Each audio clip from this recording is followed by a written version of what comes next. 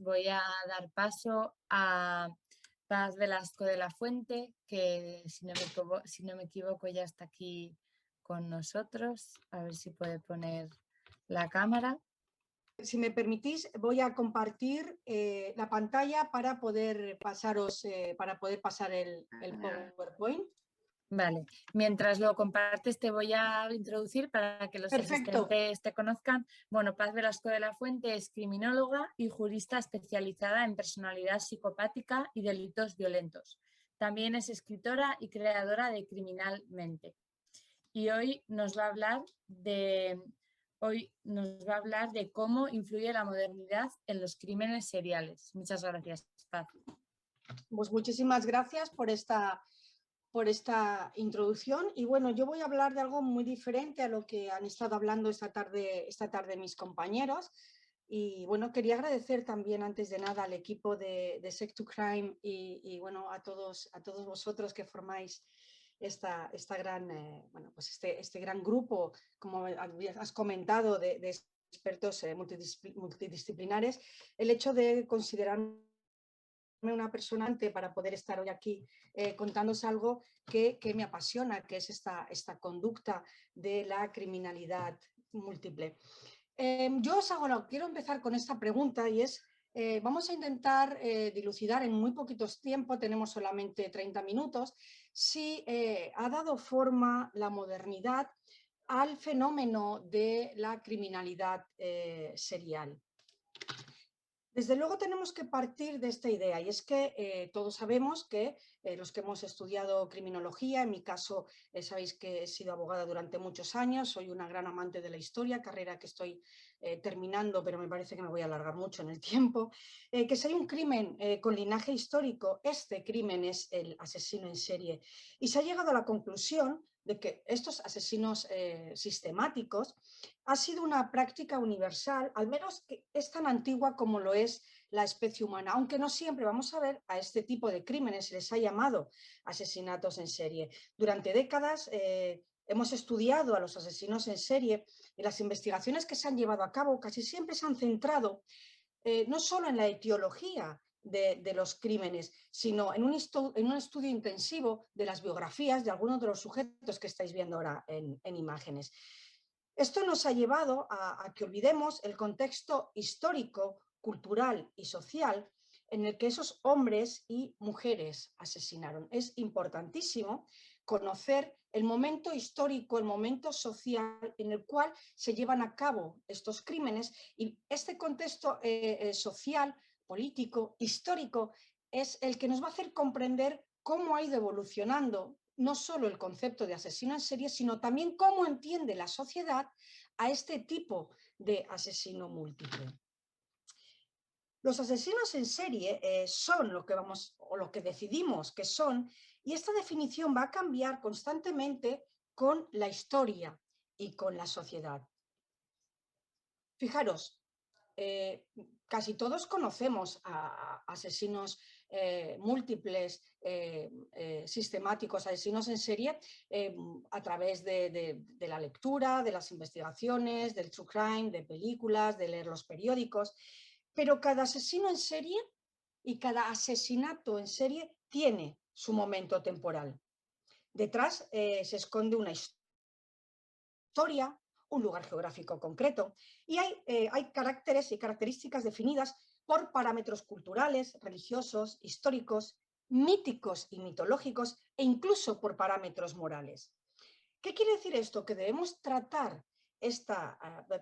tratar este fenómeno criminal en el contexto y en las transformaciones históricas de cada momento. Es decir, para comprender al asesino en serie, primero tenemos que comprender las sociedades en las que viven, y de aquí vamos a partir para poder analizar qué elementos influyen en la modernidad, en el nuevo concepto y en el nuevo visionado que tenemos y en la nueva percepción que tenemos del asesino en serie como sociedad moderna.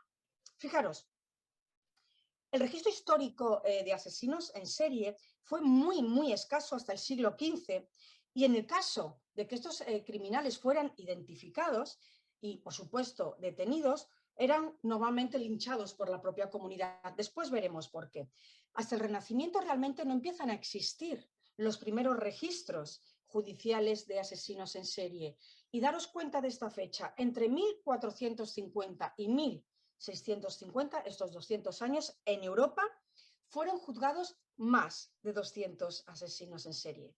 Ojo, no se les denominaba asesinos en serie, puesto que vamos a ver que es un concepto ligado a la modernidad, sino que eran juzgados como hombres lobos, vampiros, brujas, de modo que eran juzgados y sentenciados mayoritariamente por parte de la Iglesia. Nociones como la psicopatía, la esquizofrenia aún no existían. Estamos hablando del siglo XV, el siglo XVI, el siglo XVII, de modo que el marco conceptual se ceñía única y exclusivamente a la demonología teológica. Aquí os pongo un ejemplo. Este sujeto, esta imagen que estáis viendo aquí, que es una reproducción, puesto que no hay una imagen real de Manuel Blanco Romasanta, el hombre lobo de Allariz, es un asesino en serie que actuó en nuestro país en el año 1852. Fijaros qué curioso, este sujeto de apenas 1,57, era un señor muy bajito, era un buhonero, muy afable, muy simpático, muy cordial con todo el mundo, asesinó y descuartizó en 1852, como he dicho, a 13 personas, mujeres y niños. Una vez que fue detenido por la Guardia Civil y confesar sus crímenes, llevó al juez instructor al lugar donde había ocultado la mayor parte de sus cadáveres.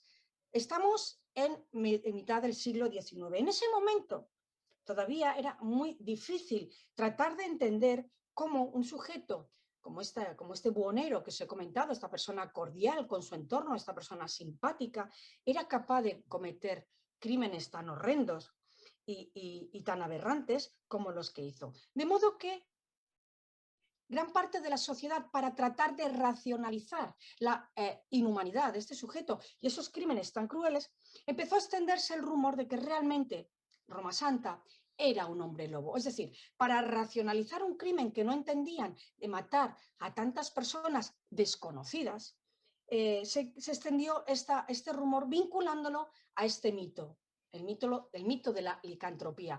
Esto a Roma Santa le vino fenomenal, se benefició de este rumor, llegando a afirmar que realmente había una maldición que había caído sobre él, puesto que era el séptimo hijo, y que en las noches de luna llena se convertía en hombre lobo. Fijaros que la propia reina Isabel le creyó, igual que le creyó los investigadores, la Guardia Civil y el juez instructor, y la reina Isabel conmutó su condena de pena capital por la cadena perpetua. Para los curiosos puedo deciros que aún podéis ir al archivo del Reino de Galicia y encontrar esta causa, los 7 tomos en el que están recogidos sus crímenes y la investigación, y que se conoce como la causa 1788 del hombre lobo. Seguimos. Como os he dicho, hace más de 500 años no era posible ser un asesino en serie tal y como lo entendemos en la actualidad. ¿Por qué? Porque muchos de los elementos que configuran este fenómeno criminal son características de la época moderna.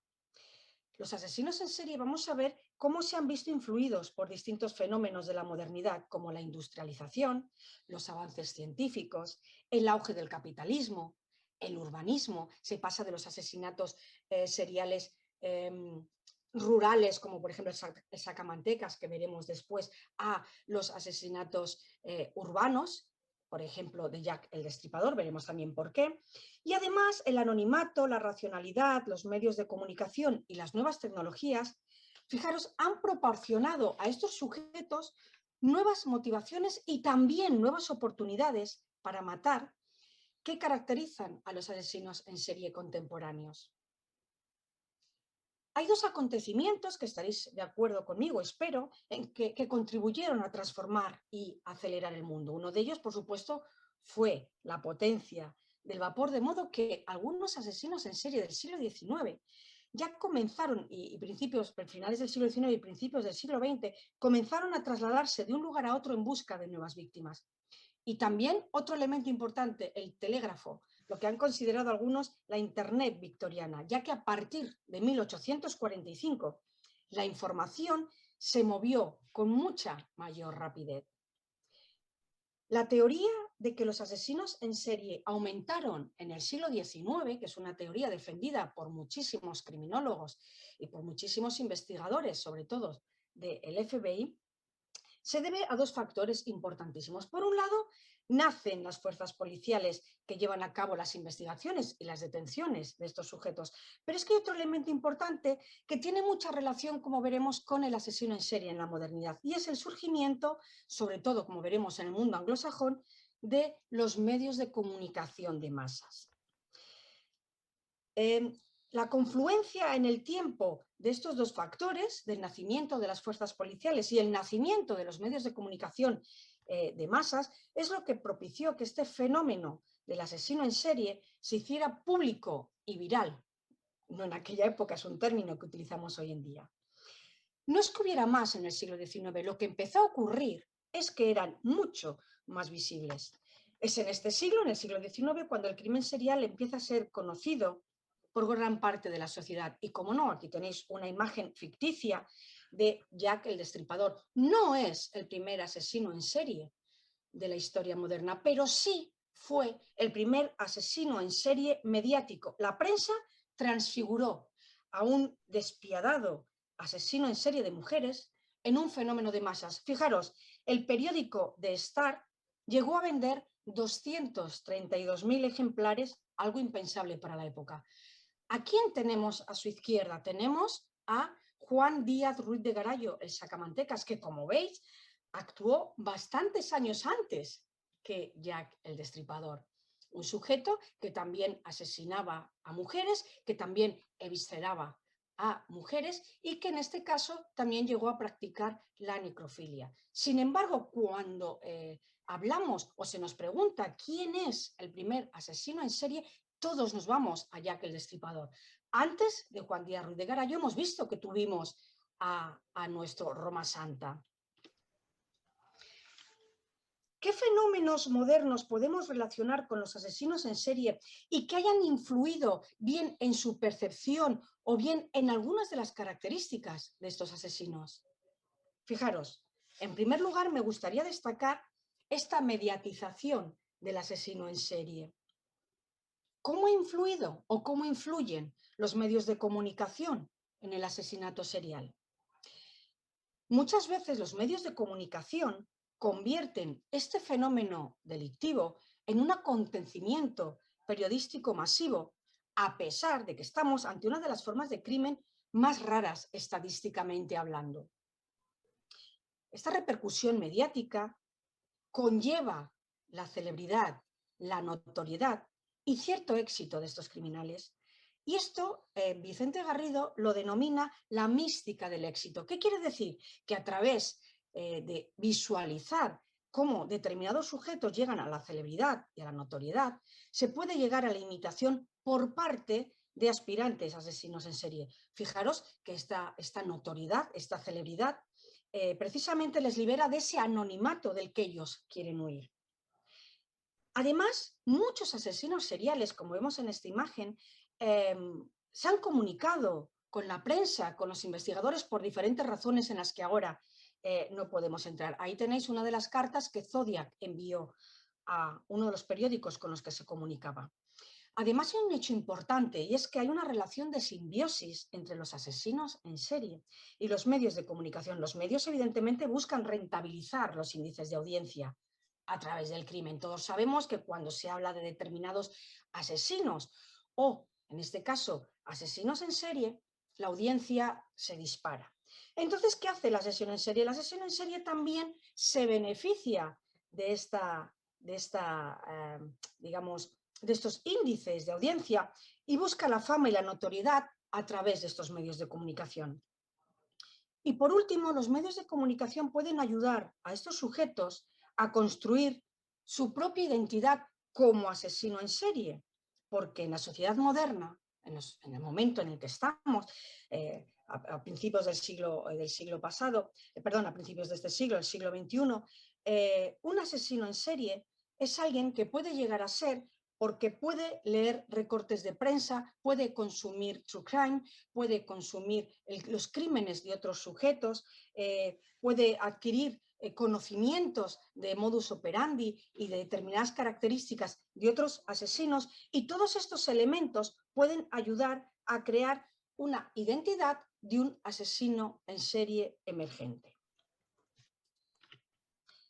Fijaros, en el año 2021 las nuevas tecnologías, Internet, influyen de una manera importantísima en la difusión de todo el fenómeno criminal, no solo de los asesinos en serie. Lo hemos visto hace muy poco en televisión con todo lo que está ocurriendo últimamente en nuestro país.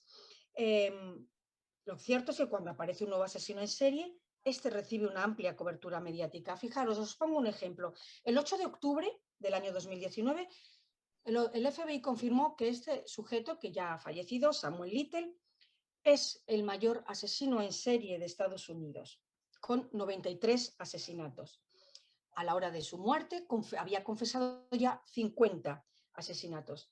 Si vosotros vais a Internet y ponéis el nombre de Samuel Little, hoy mismo esta búsqueda arroja 375 millones de búsquedas, de resultados, y además 12 millones, más de 12 millones de vídeos.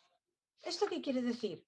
Bueno, sin lugar a dudas, estamos ante un fenómeno criminal a los que se le otorga una especie de inmortalidad y de celebridad a través de medios muy diferentes, y esto lo vamos a enlazar con el siguiente punto, que es este auge de una cultura de celebridades.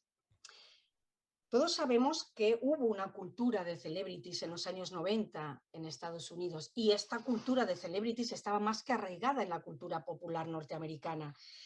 Incluso formaba parte del entretenimiento de la sociedad norteamericana. Televisión, prensa, películas, libros, documentales. Hoy somos consumidores de true crime. Había cromos, había postales, incluso clubs de admiradoras, camisetas. La fascinación por estos homicidas ha hecho que surjan incluso coleccionistas de objetos y pertenencias de estos sujetos, de pertenencias de las víctimas e incluso de objetos que se han hallado en la escena del crimen. Algunos de los objetos más caros que se han comprado y que pertenecían a un asesino en serie son, por ejemplo, un autógrafo de Albert Fish, una tarjeta de Navidad escrita por Ted Bundy, el Ford Sedan que utilizaba Ed Gein, o, como sabéis, las pinturas de John Wayne Gacy. Esta carta que tenéis aquí, que se vende en esta página web que os he puesto, como veis os he puesto 3 direcciones donde se venden objetos pertenecientes a diferentes asesinos, es una carta firmada por Edward Jane y que está a la venta por $12.500. Otro punto importante de la modernidad, pues este anonimato de las grandes ciudades. Antes os he comentado una cosa, quiero reforzar esta idea. He dicho que durante la Edad Media se vivía en pequeñas aldeas donde todos los habitantes se conocían, y cualquier extraño que pasaba por allí o que quería quedarse era observado muy de cerca. Estas circunstancias, por supuesto, disminuían las oportunidades de cometer un nuevo crimen. De hecho, fijaros este dato, un ciudadano medieval solamente se cruzaba con unas 100 personas diferentes durante toda su vida. Esto ha cambiado. Hemos pasado, como hemos visto, de esos asesinos rurales, en España, vuelvo a repetir, el Roma Santa o el Sacamantecas. Todo esto ha cambiado con la industrialización, el auge del capitalismo, las migraciones a las grandes ciudades para poder encontrar trabajo, la urbanización y, cómo no, un dato importantísimo, el crecimiento de las ciudades. Es en este escenario donde los habitantes nos convertimos en personas anónimas, en personas desconocidas, y aquí los asesinos, este tipo de asesinos múltiples, podían y pueden ocultarse entre la gran multitud. Es, por tanto, en las ciudades donde se crean entornos idóneos para encuentros impersonales entre víctima y estos asesinos, porque las personas desconocidas son unas posibles o potenciales víctimas para estos sujetos. En cuarto lugar, tenemos un punto muy relacionado con la modernidad y con nuestra sociedad actual. Fijaros, 3 características: la racionalidad, la instrumentalización y la deshumanización. La Ilustración, el pensamiento racional y la ciencia se asocian con los inicios de las sociedades modernas, influyendo en la forma de pensar y de actuar de las personas que viven en las grandes urbes. Los asesinos en serie reproducen su propia visión del racionalismo buscando los medios idóneos para lograr sus fines u objetivos, como sabéis, en gran medida, cumplir sus fantasías. Pero esta racionalidad del asesino en serie no solo es importante para el éxito de sus crímenes a través del modus operandi. Como sabéis, el modus operandi son todos aquellos actos o acciones que se llevan a cabo para perpetrar un delito o un crimen con éxito, sino que esta racionalidad del asesino en serie también la aplica a la planificación de sus crímenes. ¿Cómo voy a secuestrar a la víctima? ¿Dónde la voy a atrapar? ¿Qué elementos voy a utilizar para dominarla? ¿Cómo la voy a agredir? ¿Qué voy a hacer después con el cadáver? Es decir, todo esto forma parte de la racionalidad de este asesino en serie. Y por supuesto esta deshumanización. Estamos ante un tipo de criminal, ante un tipo de sujeto que cosifica a sus víctimas, desvaloriza absolutamente la vida humana, dependiendo de cuáles sean las motivaciones, pero para ellos las víctimas son simplemente un medio para lograr, su fin. Bueno, esta diapositiva yo creo que es muy acorde con la sociedad del siglo XXI, esta cultura del narcisismo. Y sí que es cierto que la personalidad narcisista podemos decir que predomina en la cultura contemporánea y en las sociedades modernas. Siguiendo a Vicente Garrido, con el que estoy totalmente de acuerdo, creo que el narcisismo en nuestra sociedad es un modo eficaz para poder enfrentarnos a la ansiedad y a las tensiones de la vida en una sociedad moderna. Por supuesto, esto supone pues pagar un alto precio respecto a las relaciones interpersonales, porque lo que se fomenta es el individualismo y una competitividad extrema. El tiempo, el paso del tiempo, la evolución de la sociedad y la modernidad ha hecho que la sociedad se vuelva egocéntrica y hedonista, y con ella los individuos que forman parte de esta sociedad y, por supuesto, este tipo de asesino. Hay un punto muy importante, y este punto 6 y 7 son los que están más íntimamente relacionados, y es que cuando hablamos de asesinos múltiples sistemáticos, cuando hablamos de asesinos en serie, tenemos que hablar de este estereotipo de personas a las que se las considera incluso menos víctimas, o este concepto de Eger de los menos muertos. Tenemos que partir de la idea, desde el punto de vista de la victimología, de que no todas las personas tienen la misma probabilidad de convertirse en víctimas de un delito, y mucho menos, por supuesto, en víctimas de un asesino en serie. Convertirse en víctima, en muchos casos, está relacionado con factores muy diferentes, factores biológicos, factores psicológicos, factores sociales, como por ejemplo la profesión, el estilo de vida, las actividades rutinarias que lleva esa persona. También influyen factores ambientales, económicos. Sin embargo, desde el punto de vista de la victimología, hay determinadas personas que son consideradas especialmente vulnerables. Y también tenemos un grupo de víctimas propicias, como son los ancianos, los niños, las mujeres, los homosexuales, prostitutas, los sin techo, vagabundos, etc. Fijaros, es en estos titulares que os he puesto de periódicos. Todos, el primero es un estudio que se ha hecho a nivel criminológico en Europa, en el que se dice que el 73% de las víctimas de este tipo de asesinos son mendigos, prostitutas y homosexuales. Y dentro de estas 3 víctimas propicias tenemos a unas que son más numerosas, que son las prostitutas. Todos estos sujetos que os he puesto aquí han sido detenidos por ser asesinos en serie y por matar precisamente a prostitutas. ¿De acuerdo?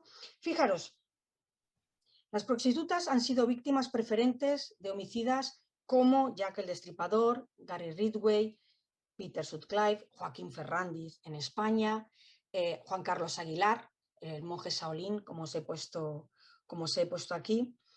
Y nuestra sociedad racional, moderna, en muchos casos y en muchas situaciones deja de lado a aquellas personas que no aportan beneficios económicos y que no entran en la categoría de consumidores.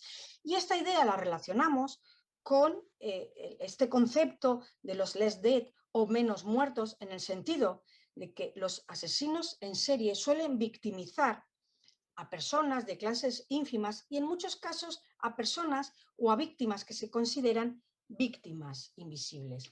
Y esto tiene relación con nuestra última diapositiva, y es este asesinato de determinadas personas como servicio a la comunidad, estos asesinos misioneros. Es decir, el concepto de sociedad es en sí mismo ya un producto de la modernidad. Antes de que surgiera esta, las lealtades, volvemos a la Edad Media, las lealtades eran para la familia, el clan, el pueblo, el lugar donde se vivía. No podemos afirmar que en el mundo premoderno los asesinos estuvieran al servicio de la sociedad, aunque sí hay que matizar. Recordad que en determinados momentos de nuestra historia hubo asesinos que estuvieron al servicio del Estado y al servicio de la Iglesia. El hecho de que socialmente se haya etiquetado de modo negativo y se haya estigmatizado a prostitutas, mendigos, homosexuales, drogadictos, inmigrantes, esto ha ayudado a que determinados homicidas seriales crean que con sus asesinatos están llevando a cabo una limpieza social, incluso que están prestando un servicio a la comunidad. En el caso de estos asesinos misioneros, como que tenéis aquí, Mikhail Popkov, en lugar de justificar sus crímenes como el medio para satisfacer sus necesidades o sus fantasías más oscuras, legitiman sus crímenes alegando que están matando en nombre de la sociedad, que su misión es eliminar a determinadas personas marginales por distintas razones. Cuando en el juicio declaró Mikhail Popkov, que es el sujeto que tenéis en imagen, que por cierto fue policía, la prensa le bautizó como el purgador, él afirmó que quería purgar a su ciudad de mujeres inmorales a las que tenía que castigar. Solo mataba a mujeres de vida disipada, según él.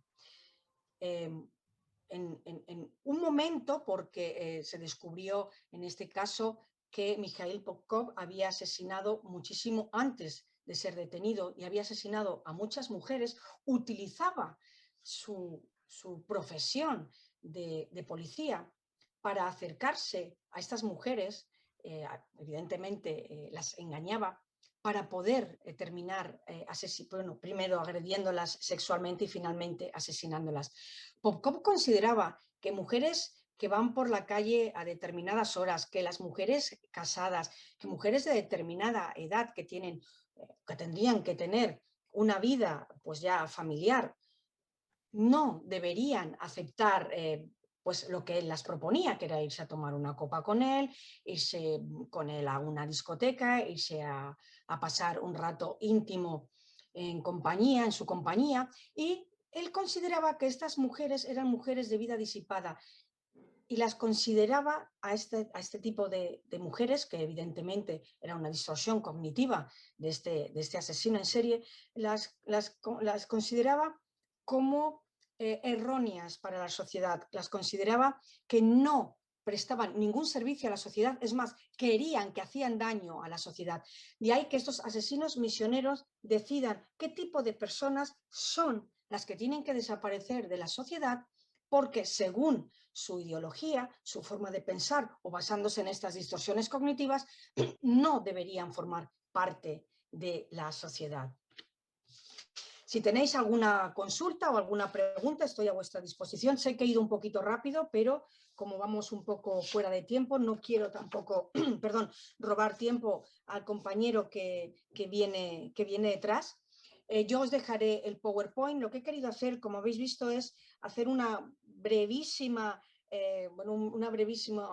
trayectoria sobre el asesino en serie, cómo se inicia, dónde se inicia, cómo no se consideraba antes a este sujeto con el nombre actual de asesino en serie, a pesar de que llevara a cabo esas mismas conductas, hubiera un número determinado de víctimas, hubiera un periodo de enfriamiento, hubiera diferentes escenas, hasta llegar a cómo puede influir determinadas características, determinados elementos de la modernidad en la forma en que tiene este sujeto, por ejemplo, de seleccionar a las víctimas, en la forma que tiene de matarlas, en la percepción que nosotros tenemos acerca de los asesinos en serie y cómo se nos presenta a través de las nuevas tecnologías y de los medios de comunicación.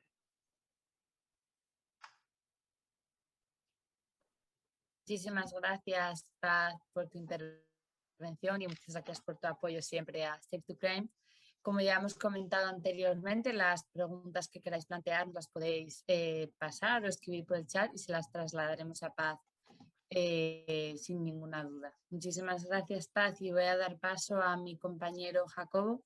Vamos a dar turno ya al último ponente del comité de expertos, Federico Aznar Fernández Montesinos, y como hemos podido presentar antes, es capitán de fragata de la Armada Española, doctor en ciencia política, escritor, ensayista, profesor universitario, del que yo he tenido el gusto de disfrutar. Y aparte de las publicaciones y monografías que hemos mencionado anteriormente, me gustaría destacar que yo sobre todo me he podido enriquecer mucho de todos sus conocimientos en polemología y yihadismo. Y me parece muy interesante el tema, tengo muchas ganas también de escucharlo, como el resto de los ponentes, y va a hablarnos sobre el retorno sobre la geopolítica. Vamos a ver qué punto de vista nos ofrece, que siempre es súper interesante e innovador. Adelante, Federico, cuando quieras. Hola, buenas tardes. ¿Me escucháis bien? Perfectamente. Perfecto, yo tenía mis dudas al respecto. No, genial, genial. Entonces, bueno, pues a ver aquí. ¿Se ve la representación? No. Sí, sí, se ve perfectamente. Vale, bueno, pues bueno, más o menos hasta aquí hora tengo. Lo digo para organizarme. Media hora a partir de ahora. Media hora, vale. Pues nada, pues un placer y un honor encontrarme hoy aquí. Encantado de colaborar con Save2 Crime. En fin, yo estaba pensando, mientras oí hablar sobre temas tan diversos, cómo la diversidad forma parte de nuestras sociedades. El otro día tuve que comparecer en la comisión mixta Congreso-Senado sobre desinformación. Y yo me decía, ¿y qué hace un capitán de fragata aquí? Y luego me decía a mí mismo también, es que es en el mundo del siglo XXI son absolutamente necesarias todas las miradas. Vamos hacia lo multidisciplinar, pero también hacia lo multireferencial. La realidad hay que aproximarse con los ojos de una mosca para tratar de entenderla lo mejor posible. No sin una aproximación holística que nos centre y que permita atinar cuál de las posibles respuestas o orientar en alguna medida alguna de las respuestas posibles al problema, pues estamos perdidos, porque el universo se nos ha hecho complejo, ¿no? Vivimos en un mundo que los anglosajones denominan VUCA, ¿no? Caracterizado por la complejidad, la ambigüedad, la volatilidad y la carencia de certezas, ¿no? Vivimos en un tiempo que en este sentido que ha venido a denominarse posmodernidad. ¿Y qué es la posmodernidad? Pues la posmodernidad supone el fin de las utopías que habían caracterizado a la modernidad, ¿no? Que eran las ideologías, ¿no? Las ideologías eran atalayas desde las que contemplar el mundo y hacer predicción, pero con el crepúsculo de las ideologías estas atalayas han desaparecido, y con la falta de atalayas ha desaparecido el futuro, y el pasado ya no nos compromete tanto. Entonces no hay futuro, no hay pasado, lo que nos queda es un presente que nos ha acostumbrado a vivir sin excesivas expectativas en el presente, y necesitamos algo que nos oriente. Necesitamos lo que se ha venido a llamar intérpretes del momento, gente que sabe, que mira, que ve qué es lo que está pasando, y a partir de ese punto toma opciones. Se trata de comprender más deprisa que el resto, ¿no? Se trata de comprender más. La clave es esa. Ahí se han creado incluso algunas asociaciones, startups, ¿no? Que tratan de equivocarse lo más rápidamente posible para tratar de obtener una buena percepción de la realidad, ¿no? Y bueno, a partir de ahí, aunque sea con estos errores, ser capaz de controlar el momento. Y esto explica el título de esta conferencia, el retorno de la geopolítica, ¿no? Se trata de buscar las esquinas del puzzle, ¿no? Y a partir de esas esquinas, pues ya ir componiéndolo. Pero identificar esas esquinas se nos plantea como un elemento crítico de supervivencia. Bueno, la geopolítica fue identificada, inventada, un concepto inventado por Helen, un sueco, a finales del siglo XIX, y luego enriquecido a partir del darwinismo por los alemanes, Russell, Haushofer. Lo que pasa es que le ha dado a la geopolítica un carácter devorador, agresivo, ¿no? De un juego de suma de opciones cero que no se componente, no es real, ¿no? Y ya todo esto, con el papel que tuvo en la Segunda Guerra Mundial, ¿no? Que sirvió para dotar de un lenguaje científico y justificador y legitimador a las diferentes opciones de guerra, pues ya esto acabó proscribiéndola, ¿no? Y fue sustituida por la geografía política. Así que el problema es que de los mapas es el mismo problema que el de las fotos, ¿no? Los mapas son representaciones de la realidad, y al mismo tiempo que las representan, muestran a través de distintas simplificaciones el camino que se ha de seguir. Y entonces muchas veces se hurta a estos mapas el contexto, ¿no?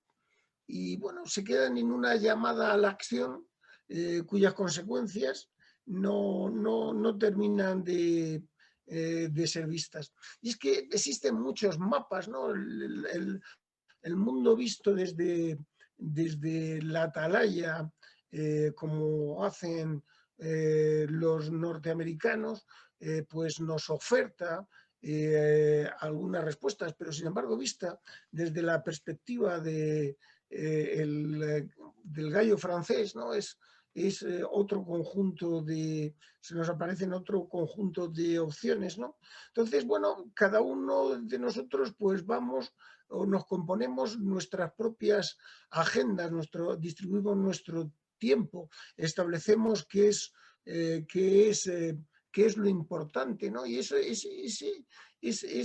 elemento tiene una base de irracionalidad, cuando muchas veces pues, la racionalidad se nos presenta como elevada. Y luego están los valores, ¿no?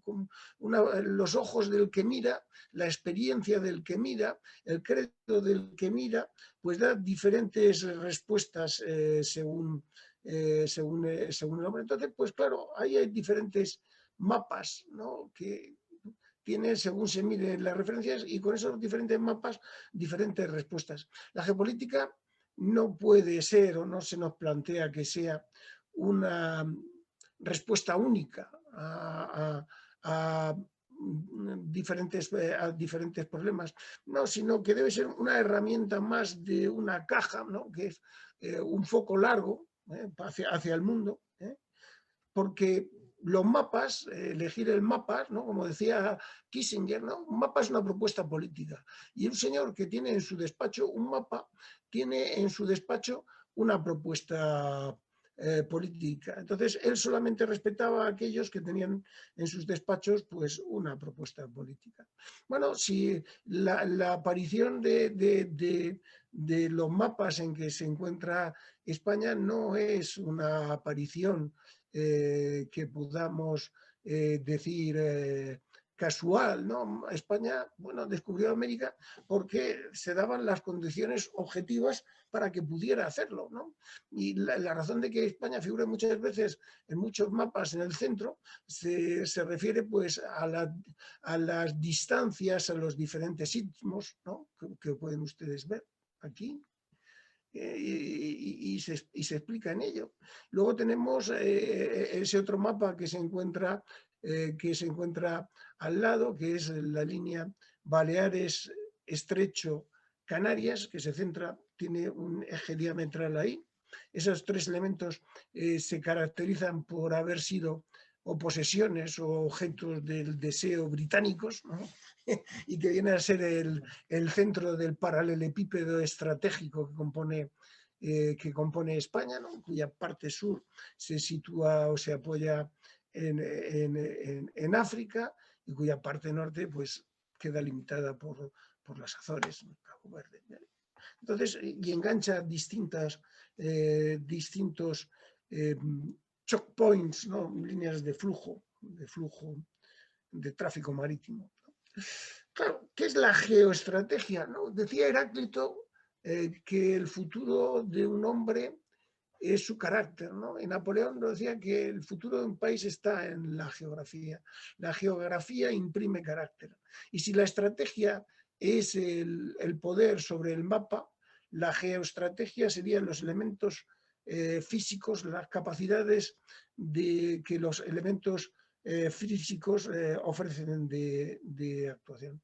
Pero en cierto sentido nos hemos hecho marxistas, ¿no?, porque hemos creado un concepto geoeconómico que hoy está en boca de todos, y tratamos de explicar, de utilizar la economía para explicarlo todo, y muchas veces nos olvidamos de los valores y otros conceptos que se encuentran también presentes en este ámbito. Vivimos en una sociedad que es la sociedad sin duda, la sociedad de la información, ¿no?, en el sentido de que, bueno, es una sociedad en la que se encuentra disponible toda la información existente, ¿no? Y esta información, prácticamente toda la información que ha existido en la historia de la humanidad se dobla cada menos de 2 años. Hoy lo que tenemos es toda la información disponible. Entonces, la cuestión no se sitúa tanto en la información, sino en la selección correcta de la información. Y claro, vivimos en un tiempo en que, lo decía André Glucksmann, el hombre no piensa, se informa, ¿no? Nos hemos acostumbrado a que nos informen, ¿no? Cuando esa información no anda sola, sino que anda mezclada con emociones, con sentimientos que la atenúan. Y entonces aparece el concepto geopolíticamente muy relevante, que es el de la desinformación, que es todo aquello que impide que nos encontremos correctamente informados. Eso es lo que es básicamente la desinformación. Y para la desinformación no hace falta mentir. Mentir es propio de incompetentes. Simplemente hay que dominar la agenda informativa o alterar la agenda informativa. La desinformación es básicamente una alteración de la agenda informativa. No se trata de una mentira, sino en el porqué de la informativa, el porqué de esa mentira y qué se pretende, qué efectos se pretende conseguir con esa mentira, que pueden ser muy diferentes del plano en el que esta mentira se sitúa. Por supuesto, definir la mentira será siempre importante, pero hay que ir un paso más allá, ¿no? Y en este contexto, ni siquiera la información o la propia experiencia resulta válida. Cuando eres promovido a un puesto superior, tienes que ser capaz de reinterpretar toda esa información que llevas en tu vida con las nuevas claves, ¿no? Es decir, tienes que olvidarte de aquello que ha servido para tu éxito y ser capaz de interpretar esa información con las nuevas claves. Es decir, estamos en un ámbito de la información en que no puede ser la cosa más completa. Y volvamos a la geopolítica, que tiene mucho que ver, o todo que ver, con estas cuestiones de la información. Y no hay nada mejor para ver la evolución del pensamiento geopolítico que atender, bueno, pues algún elemento a la naturaleza discursiva de los elementos. En este caso es la geopolítica popular a través de 007, y vamos viendo que 007 estuvo con los talibanes, contra los talibanes, contra Rusia, con Rusia, en un permanente evolución que atiende a la evolución de la realidad geopolítica y también de los usos y costumbres culturales de la sociedad, ¿no? Si tratamos de ver el enfrentamiento, un eventual enfrentamiento, una pugna ruso-norteamericana, ¿no?, tenemos que mirarla en clave pasada, ¿no? Y entonces, bueno, vemos que nunca peleas con un ruso. Para cada una de tus estratagemas tiene una locura imprevisible, ¿no?, decía von Bismarck. Entonces, ahí está, bueno, y tenemos que retrotraernos para entender el mundo actual a lo que fue la Guerra Fría, ¿no? La Guerra Fría era la geopolítica de un mundo ordenado, ¿no? Ordenado a partir de la destrucción mutua asegurada, pero había orden, ¿no? Un orden que transmitía una cierta seguridad, pero una falsa seguridad. Pero una falta de seguridad. Decía Solzhenitsyn que los malvados de Shakespeare solamente mataban a 10 o 12 porque no había orden, ¿no? Y el siglo XX, un siglo ordenado, se saldó con, se calcula, 187 millones de muertos como resultado de las guerras que hubo en su entorno, mientras que el siglo XIX, un siglo muy desordenado, se saldó con 15 millones de muertos en combates en el mundo occidental. En fin, ahí está la Guerra Fría, imprescindible para entender el presente, porque el pasado se encuentra en el presente. Y bueno, pasamos de un multilateralismo liderado por Estados Unidos a un unilateralismo de Estados Unidos, y de ahí a una pluripolaridad Rusia, Estados Unidos, China, con una cierta primacía de Estados Unidos, pero discutida desde el punto económico, vista económico, como veremos, por parte de China, ¿no? Porque, bueno, la globalización no es un fenómeno pacífico, sino que es un proceso de racionalización cultural hecho sobre la cultura más fuerte. Cuando Fukuyama hablaba de el fin de la historia y el último hombre, bueno, pues su propuesta era una apuesta por la democracia como sistema político de las sociedades, pero es que la democracia está escrita en los códigos culturales de Occidente, implicaba el predominio de la cultura occidental. Y el otro elemento que decía era la economía de mercado. De momento, la admonición de Fukuyama solamente se cumple en la economía de mercado. Hasta los países comunistas, en sus relaciones internacionales, se muestran como estados francamente capitalistas. Pero el otro punto, al menos por el momento, no se ha materializado, aunque todo parece que va en ese sentido. Parecía que la pandemia era el fin de la globalización y hemos visto que el fin de la pandemia ha supuesto un reforzamiento de la globalización. La pandemia ha traído el reforzamiento del Estado-nación, del concepto de Estado-nación a la postre. Se sitúa ahí, pero el combatir al coronavirus nos va a obligar a avanzar en ese proceso de globalización que empezamos los españoles cuando primero descubrimos América y después establecimos el galeón de Manila, que unía Acapulco con Manila y cerramos de esta manera el mundo, ¿no? Hoy en día, bueno, los flujos económicos lo impregnan todo. Se calcula que los flujos ilícitos son el 10% del PIB mundial y que los flujos solamente en relación con el crimen organizado se sitúan entre el 1,8 y el 3% según los autores. También vemos que bueno, el Estado se ha visto desbordado, el binomio sociedad-Estado, que se encuentra en las raíces del éxito de Occidente. La idea, antes el Estado era mucho más fuerte que la sociedad y ahora es la sociedad mucho más fuerte que el Estado, ¿no?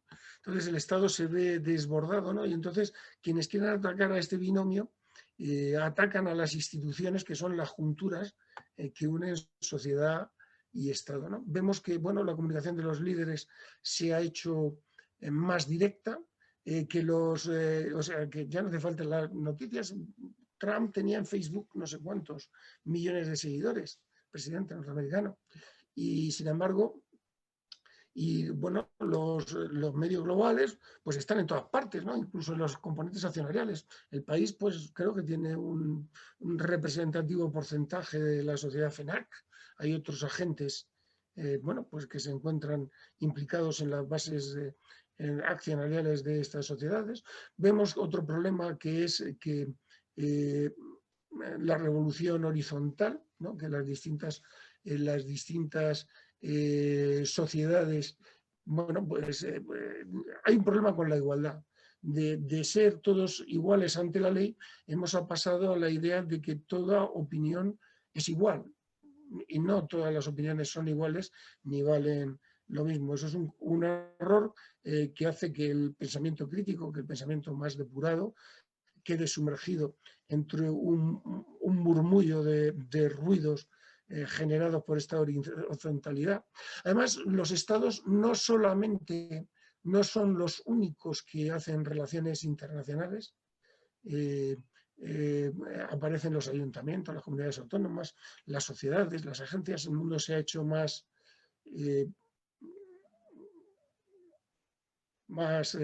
hay más agentes que forman parte de él, porque han aumentado los intereses. El mundo se ha cerrado, y al haberse cerrado y ser todos fronterizos con todos, pues aumentan los conflictos, porque los conflictos existen cuando existen relaciones. Y al haber más intereses, también se atemperan esos conflictos porque hay otras razones para no tenerlos. Pero al mismo tiempo, conflictos locales se globalizan. Y esto corre el riesgo de que pues las armas nucleares, ese peligro emerja de cualquier momento. Pensemos que Irán se hace con el arma nuclear, pues resultará que Arabia Saudí la querrá, que Turquía la querrá, que Egipto pues podría quererla, y al final pues todos nucleares. Entonces eso pues muy peligroso. Hemos hablado ya del debilitamiento del Estado-Nación, vemos que todos somos fronterizos con todos, que los mismos bienes que nos trae el comercio, nos trae el terrorismo, nos trae los virus, que el turismo y coronavirus van de la mano, malos y bienes vienen juntos. Pero el coronavirus no es la primera cosa que pasa. Pensemos en el escarabajo que se comía las palmeras. Entonces, bueno, pues males endémicos o las aguas de sentinas, el mejillón rojo. Muchas cosas han precedido al coronavirus. Y no hay instituciones a día, no hay instituciones a día de hoy que sirvan que sirvan a controlar un mundo cada vez más interrelacionado y más complejos. El derecho va muy por detrás de los hechos, ¿no? Entonces, bueno, pues fíjense ustedes, esta foto es muy interesante, es la comisión, ¿no? Esto lo creó Lucky Luciano, estamos hablando de la mafia, ¿no? Porque al final el mundo, de una manera o de otra, a nadie beneficia el desorden, el mundo tiende a verse ordenado de una manera o de otra. Y bueno, pues vamos hacia un nuevo orden, mundial, hacia unas nuevas reglas, ¿no? En un tránsito hacia tal vez una nueva bipolaridad o una unipolaridad más contestadas desde distintos puntos de vista, ¿no? En cualquier caso, nuevas reglas. Y es que un estudio del BBVA de 2018 decía que en términos de paridad económica, el PIB de China tenía el 18% del PIB mundial, Estados Unidos el 15% y Europa, incluyendo el Reino Unido, el 13%. ¿No? Entonces, bueno, pues la colaboración entre Europa y Estados Unidos es imperativa en este concepto, ¿no? En base que tienen los dos pues, más o menos el mismo sistema de valores, ¿no? Vamos a un mundo, bueno, pues en el que este no es en paridad económica, este es en términos de PIB nominal. En 2030, el número 1 China, el número 2 India, el 3 Estados Unidos, Brasil, Japón, Rusia. Fíjense que aparece Nigeria como número 13, un crecimiento de África, España pierde enteros, estos son proyecciones, ¿no? Vemos que en el sistema, en la visión de Estados Unidos, Europa queda y el norte de África y el Mediterráneo quedan en la semiperiferia estratégica, todo se centra en China, ¿no? en términos comerciales. Este es el mapa del poder, porque es el mapa de la luz, entonces nos da idea del poder de los distintos actores, ¿no? El poder no es capacidad de destrucción, eso es el maquiavelismo de la estrategia, comete el grave error de confundir fuerza con poder. El poder es capacidad de creación. ¿Y cómo se ejerce hoy el poder? Bueno, pues el poder, algo inherente a la geopolítica, se ejerce en términos de imagen y en términos de relatos, ¿no?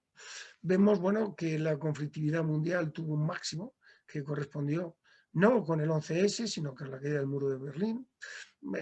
A partir de ahí se produjo una reducción del gasto militar mundial, pero en todas partes excepto en Asia-Pacífico. Y a partir de 2016, 2015 según algunos autores, este gasto militar pues, ha empezado a crecer en términos globales, ¿no? Y bueno, pues nos hace ver que bueno, pues un incremento de la conflictividad, ¿no?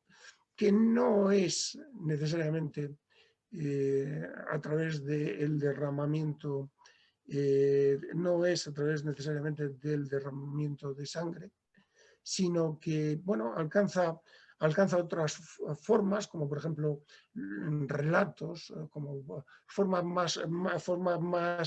más sutiles. Ya vencer en el campo de batalla no se nos plantea como una suficiente, ¿no? ¿Para qué ganar una guerra si puedes tener un personaje como Rambo, que te da la victoria en términos virtuales? La clave no se sitúa en ganar una guerra, sino en algo mucho más complejo muchas veces, que es ganar la paz, porque la guerra está ganada muchas veces porque el problema militar está resuelto, pero ganar la paz supone resolver el problema de una sociedad que se ha roto, para eso hay que reforzar el Estado, eso requiere ayuda exterior y se nos torna muy complicado, ¿no?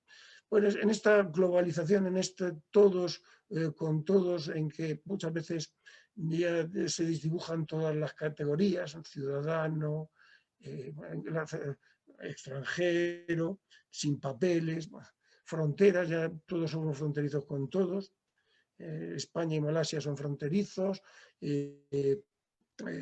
todos coincidimos en Internet. Y bueno, y este control, este ejercicio del poder para controlar a otros se desarrolla de forma mucho más sutil. Las agendas, o sea, hemos dicho que había muchos intereses, entonces las relaciones realmente son híbridas. En unas partes hay convergencia de intereses, en otras hay divergencia y en otras puede que incluso confrontación. ¿Qué es Rusia? Pues Rusia pues, suministra gas, es un rival geopolítico, es un exportador de turistas, tiene problemas de crimen organizado, actúa de modo no acorde a parámetros europeos democráticos en el tema de Crimea. Es muchas cosas que no se pueden reducir a la relación amigo-enemigo, que no se puede reducir a esa relación. Entonces aparecen conceptos como hard power, que es el dominio militar y económico, soft power, que es la atracción por el sistema de valores y por la cultura, el smart power, que es la utilización del hard power y el del soft power, y luego, y lo voy a dejar ya aquí, el soft power. ¿Qué es el soft power? Pues países que otrora estaban al otro lado del mundo, de repente participan en empresas estratégicas y de medios de comunicación, algunas empresas ubicadas en esos países, que eran países comunistas, que no se sabe muy bien de dónde han salido estas empresas, pero que se intuye que tienen una comunidad de fines con el gobierno de aquel país, o que defienden tesis de ese gobierno, o actúan de modo como interesa a ese gobierno. Entonces, bueno, están ahí y tú no te puedes tener tus empresas que tengan un acceso similar a esos mercados. Y bueno, y esto se mezcla con el tema de la desinformación, con el tema de los relatos, con el tema de una opinión pública, del papel de la opinión pública en las relaciones internacionales y el papel de los estados, y en un conjunto de problemas que es resultado de esa complejidad de la que habíamos hablado al comienzo de la conferencia y que ha servido para dar entrada a esta idea del retorno de la geopolítica. Muchas gracias. Muchísimas gracias, comandante, por su ponencia. Muy interesante. Jacobo. Pues yo la verdad es que me ha pillado, capitán, me ha pillado anotando las frases típicas que apuntaba en sus clases, porque la verdad que cada pincelada me parece súper interesante. Me he quedado con la boca abierta, así que muchísimas gracias y ha sido un placer tenerle entre nosotros. Nada, el placer ha sido mío. Una Muchas pasada, como gracias. siempre. Muchas gracias. Venga, a vosotros. Bueno, y aquí concluye nuestro evento de hoy, nuestro panel de expertos Tech to Crime, y mi compañero Jacobo y yo os queremos dar otra vez nuevamente las gracias a todos por vuestra asistencia y por vuestro apoyo, tanto a la gente que ya viene apoyando desde hace tiempo a Tech to Crime como a los nuevos participantes. Y no sé si mi compañero quiere decir algo para concluir. Nada, lo mismo, agradecer a todos los participantes, a los ponentes sobre todo, y continuemos sumando cositas y haciendo de esta comunidad algo más grande. Así que nos despedimos por hoy. Esperemos que hayáis disfrutado, que hayáis sacado muchas cosas positivas. Nosotros, sin duda, lo hemos hecho, y a seguir creciendo todos juntos. Muchísimas gracias y hasta la próxima. Muchas gracias a todos.